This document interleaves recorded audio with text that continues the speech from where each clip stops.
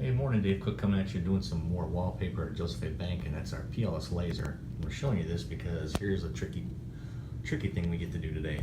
We have a wallpaper on that side of the dressing rooms. Well, that same pattern has to repeat on this side of the dressing rooms because the paper comes up and over there, and it eventually matches there. Those walls are not ready for us yet because they haven't finished them. So we have to kind of do a little bit of bouncing around. So we shot the laser so it hits both sides. So now when it hits the finished wall, it'll match the unfinished wall. And we'll be able to just match up our pattern. It'll have a straight line all the way across. So if you got some tricky areas, PLS, it's cool. It has this little magnetic hook to it, so we can just hook it right to this hinge. So that's how we're doing our pattern to gap a hallway. If you have other questions, let us know. We'd love to have them on our show and podcast. Thanks.